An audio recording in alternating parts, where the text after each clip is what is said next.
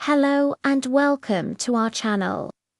Today, we're journeying back in time to the ancient plains of Mamre to witness one of the most incredible encounters in biblical history. We're diving deep into Genesis chapter 18, a story of divine visitation, a seemingly impossible promise, and a powerful lesson in faith and intercession. Imagine this, it's the heat of the day. Abraham, an elderly man well past his prime, is resting at the entrance of his tent.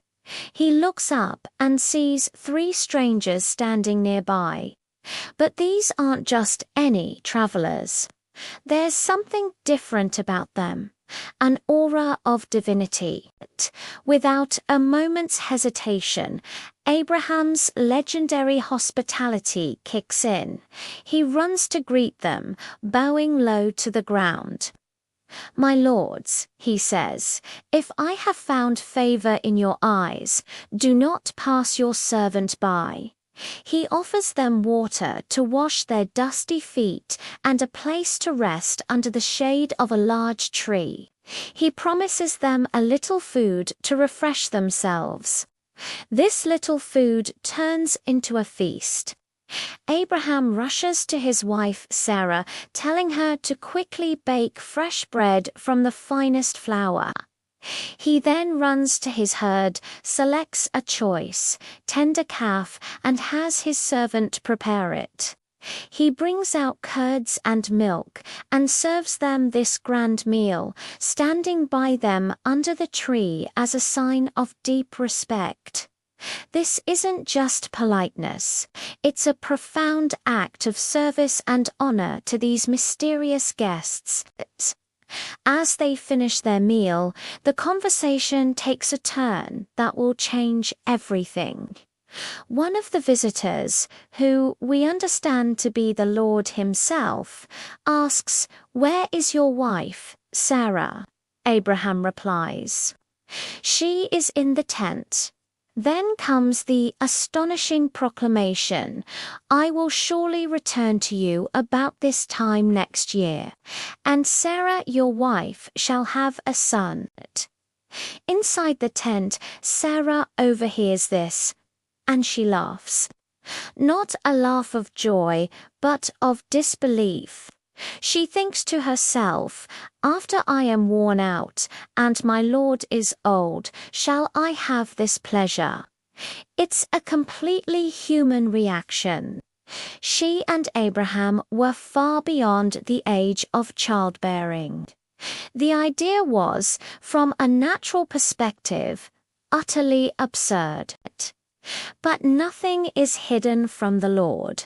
He turns to Abraham and asks, "Why did Sarah laugh and say, 'Will I really have a child now that I am old?'" And then he delivers one of the most powerful and enduring lines in all of Scripture, "Is anything too hard for the Lord?" He repeats the promise, "At the appointed time I will return to you." About this time next year, and Sarah shall have a son. Frightened and embarrassed, Sarah comes out of the tent and denies it. "I did not laugh," she says. But the Lord gently insists, "No, but you did laugh." This isn't a harsh rebuke. It's a moment of gentle correction, confronting her doubt with the reality of God's power. It's a call to move from human logic to divine faith. In that moment, shame and amazement must have filled her heart. The impossible had just been declared possible. After this profound revelation, the visitors get up to leave, their faces turned toward the cities of Sodom and Gomorrah. Abraham walks with them to see them on their way. As they walk, the Lord reveals his internal thoughts, asking, "Shall I hide from Abraham what I am about to do?" He affirms Abraham's destiny that he will become a great nation and that he has been chosen to lead his family in righteousness and justice. Then he speaks to Abraham directly, sharing the grave news. The outcry against Sodom and Gomorrah is so great, their sin so grievous, that the Lord is going down to see if the situation is as bad as it sounds. Two of the visitors, the angels, continue on towards Sodom, but Abraham remains, standing before the Lord. What happens next is one of the most moving dialogues in the Bible. Abraham's intercession. He draws near, humbly but boldly, and begins to plead for the city. "Will you sweep away the righteous with the wicked?" he asks. "Suppose there are 50 righteous people within the city. Will you then sweep away the place and not spare it for the 50 righteous who are in it?" The Lord's response is gracious. "If I find in Sodom 50 righteous, I will spare the whole place for their sake." But Abraham doesn't stop there. He presses on, bargaining with God. "Behold, I have undertaken to speak to the Lord, I who am but dust and ashes." He negotiates down from 55. The Lord agrees. "What about 40? The Lord agrees. "What about 40? The Lord agrees. 30. "Yes, 20. The Lord agrees again. Finally, with great humility, Abraham makes his last plea. "Oh, let not the Lord be angry, and I will speak just once more. Suppose 10 are found there." And the Lord's final merciful answer comes. "For the sake of 10, I will not destroy it." This conversation reveals so much about the heart of God, his justice, but also his incredible mercy and willingness to listen. It also shows us the heart of Abraham, his compassion for others, even for the wicked, and his bold faith to approach God on their behalf. When the conversation ends, the Lord departs, and Abraham returns to his tent, his heart heavy with concern, but also filled with hope in God's mercy.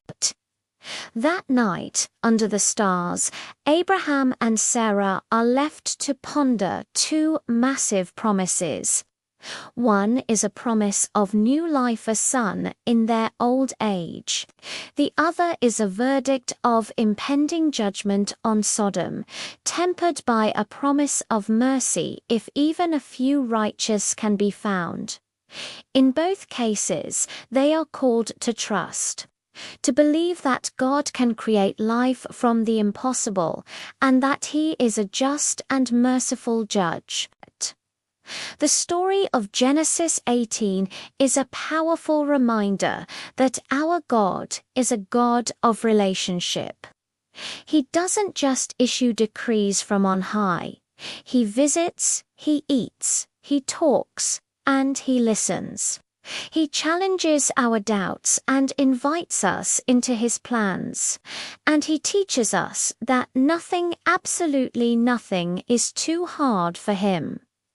Abraham and Sarah's story culminates in the birth of Isaac, whose name means laughter, a permanent reminder of how their initial laughter of doubt was transformed into the laughter of pure joy by the fulfillment of God's impossible promise.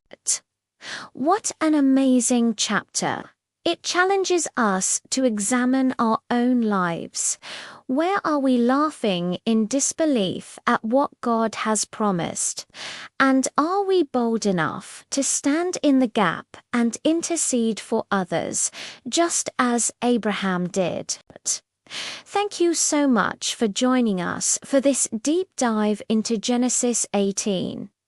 If this story has touched your heart, please give this video a thumbs up and share it with someone who might need to hear this message of hope.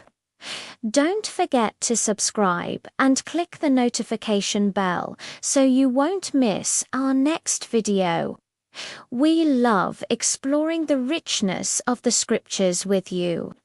Until next time, may you walk in faith and trust in His promises.